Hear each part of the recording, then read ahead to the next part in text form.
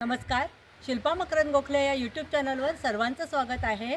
श्रोते हो, आज मी कोकणात जिथे आलेली आहे तर तिथे ह्या मोकळ्या खडकाळ भागामध्ये रुईच्या झाडांची झाड कसं याला झुडूपच म्हणायला हवं एवढी खूप वाढ झालेली दिसते. तर त्या निमित्ताने माझ्या श्रोत्यांना आज रुईविषयीच माहिती सांगणार आहे.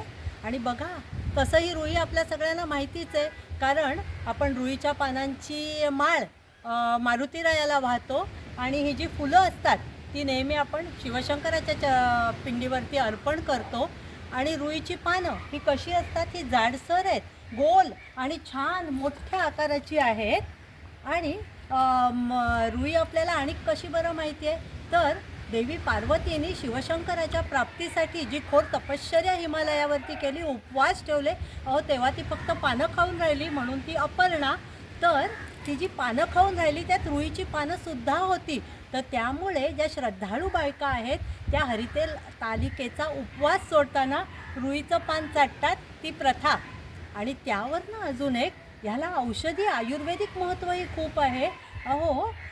रुईची पानं, फुलं, मुळं आणि त्या व्यतिरिक्त सर्वात महत्त्वाचं म्हणजे जो रुईच्या पानांचा हा चीक भरपूर प्रमाणामध्ये येतो, याला दूध म्हणतात.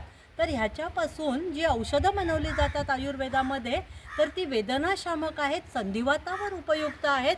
पण महत्त्वाचं काय की हा जो रस त्याच्यामधनं जो मोठ्या प्रमाणावरती येतो, हा बघा गळायलाच लागलेला रस आहे, तर हा खूप विषारीसुद्धा आहे. तर त्यामुळे हा अगदी कमी प्रमाणात आणि तज्ज्ञांच्या मार्गदर्शनाखालीच ती औषधं बनवली जातात.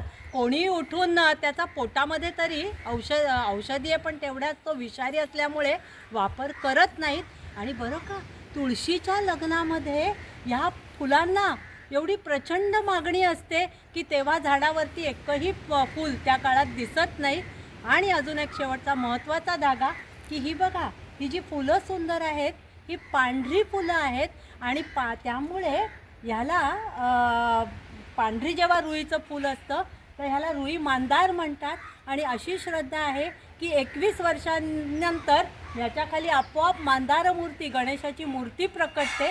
आणि रुईचं अजून एक जे फूल आहे, हे जसं पांढरं आहे तर तद्वत ही जांभळ्या रंगाचं रुईचं आहे. तर ही मात्र विपुल वाढली तर छाटली जाते, पण श्रद्धाळू लोक पांढरी फुलं आहेत त्या रुईला हात लावत नाहीत. तर अशा प्रकारे ही खडकाळ याच्यात पाण्याशिवाय कशीही वाढणारी अशी वनस्पती आहे. विशेष निगराणी लागत नाही. इथेही मला सर्वत्र त्या बाजूलाही बघा रुईची पानं आणि फुलं दृष्टीस पडतात. म्हणून हा सुंदर माहितीयुक्त व्हिडिओ आपल्यासाठी मी आज घेऊन आलेले आहे. इथेच आपली रजा घेते. धन्यवाद.